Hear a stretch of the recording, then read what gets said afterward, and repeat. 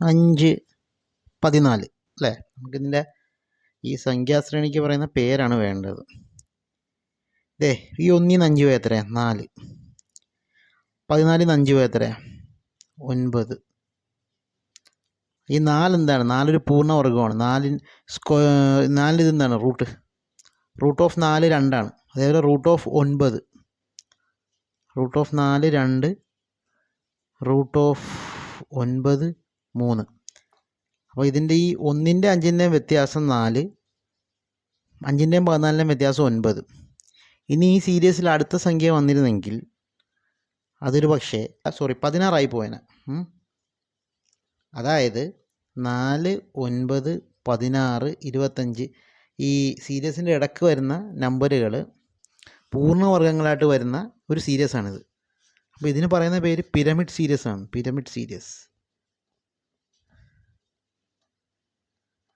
Pyramid series എന്നാണ് ഇതിന് പറയുന്ന പേര്. 5 - 1 4, 14 - 5 9, 30 - 14 16, 55 - 30 25. Root of 4 2, root of 9 3, root of 16 4, root of 25 5. ഇങ്ങനെ അങ്ങോട്ട് പോകും. അപ്പോൾ ഓപ്ഷൻ എ ആണ് ആൻസർ. ഞാനത് മനസ്സിലാൻ വേണ്ടി ഒന്ന് എഴുതുന്നുള്ളൂ കേട്ടോ ഈ സീരീസ്.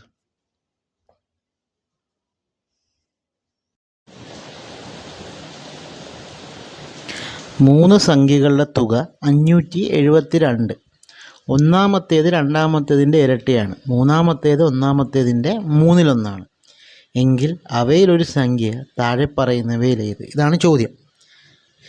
ഇതിൽ പറഞ്ഞിരിക്കുന്നത് നോക്കിയേ, ഒന്നാമത്തേത് രണ്ടാമത്തേതിൻ്റെ ഇരട്ടി. അതായത് ഞാൻ 3 നമ്പർ എ ബി സി എന്നെടുത്ത്.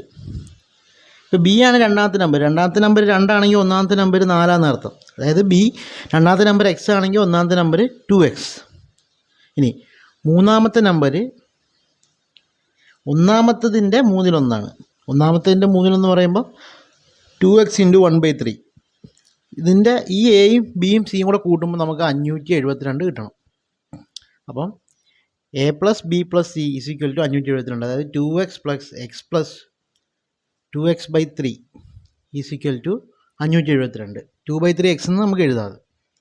ഇനി എന്താണ്? ഇനി നമുക്ക് ഈ കൂട്ടത്തിൽ ഇനി 3 നമ്മൾ LCM ആയിട്ട് എടുക്കും. ഇതിൻ്റെ 3 LCM ആയിട്ട് എടുക്കുമ്പോൾ കോമൺ ആയിട്ട് 2x + x + 2x = 572. ഇവിടെ നമ്മൾ 3 എല്ലാത്തിലും ഗുണിക്കണം. അങ്ങനെ വരുമ്പോഴത്തേക്ക് നമുക്ക് 6x + അപ്പം 3 LCM അല്ലേ? അപ്പം നമുക്കിവിടെ 2/3 പോകുമല്ലോ, അറിയാമല്ലോ. അപ്പം നമുക്ക് എഴുതേണ്ടത് 6x + 3x +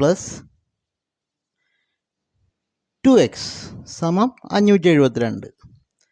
ഇതും കൂടെ കൂട്ടുമ്പോൾ എത്രയാണ്? 6 3 9 ÷ 3 ഉണ്ടേ. അപ്പം 11x / 3 = 572. നമുക്ക് ഇതാണ് കഴിഞ്ഞ എക്സിൻ്റെ വാല്യൂ കാണണമല്ലോ. ഇവിടെ ഈ 11 കണ്ടോ? ഈ 11 ഇവിടെ വന്നിരിക്കുന്നതിൻ്റെ കാരണം ഈ 572-നെ 11 കൊണ്ട് ഡിവൈഡ് ചെയ്യാം എന്നുള്ളതിൻ്റെ ഏറ്റവും വലിയ തെളിവാണ്. ഒരു സംഖ്യയുടെ ഡിവിസിബിലിറ്റി, അതായത് ഹരണം 11 കൊണ്ട് പറ്റണം എന്നറിയണമെങ്കിൽ എന്താണെന്ന് അറിയാമോ? ഈ ഒന്നിടവിട്ട നമ്പറില്ലേ, ഒന്നിടവിട്ട നമ്പർ തമ്മിൽ ഉള്ള ഡിഫറൻസ് 0 പറഞ്ഞു. ഇവിടെ 5 + 2 7 ആണ്. 7. ഈ രണ്ടാമത്തെ നമ്പർ 7 കുറച്ച് കഴിഞ്ഞാൽ 0 ആണ്. അപ്പം നമുക്കിത് 11 കൊണ്ട് ഭാഗിക്കാം എന്നാണ് അതിനർത്ഥം. നമ്മളെല്ലാം കൂടെ ഒന്ന് തിരിച്ച് ഇങ്ങോട്ട് ഇടുകയാണേ. x = 572 × 3/11. ഇതെന്താണെന്ന് മനസ്സിലായോ? 3 ഇപ്പുറത്തോട്ട് വന്നു. അപ്പം 572-നെ നമുക്കൊന്ന് ഗുണിക്കാം. ഹരിക്കാം. 572 / 11 5 35 52 ആണ്. അപ്പം 52 × 3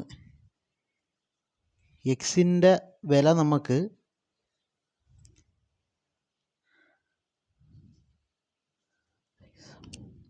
156 കിട്ടും. ചോദ്യം ശ്രദ്ധിക്കണം. 3 സംഖ്യകളുടെ തുക 572. അതിൽ നമുക്ക് കൊടുത്തിരിക്കുന്ന അതിലൊരു സംഖ്യ താഴെ പറയുന്നവയിൽ ഏതാണെന്നാണ്. ഒരു സംഖ്യയാണ് നമുക്ക് കിട്ടേണ്ടത്. അപ്പം നമുക്കിവിടെ 3 സംഖ്യയുണ്ട്. 2x, x, 2x × 1/3. എക്സിൻ്റെ വില നമുക്ക് കിട്ടി അല്ലേ? എക്സ് നമുക്ക് 156 കിട്ടി. 156. ആദ്യത്തെ സംഖ്യ എന്താ? 156. എ എന്ന് പറയുന്നത് 312 ബി എന്ന് പറയുന്നത് 156. അപ്പം ഇത് ഒന്നും ഓപ്ഷനിലില്ല. ഇനി സി എന്തായിരുന്നു? സി എന്ന് പറയുന്നത് 2x × 1/3. അപ്പം 312 × 1/3.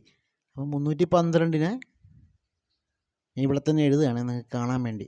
312-നെ 3 കൊണ്ട് ഹരിക്കുമ്പോൾ 104 കിട്ടും. 104 ആൻസർ. ഹരിച്ചു നോക്കിക്കോ, 104 ആൻസർ.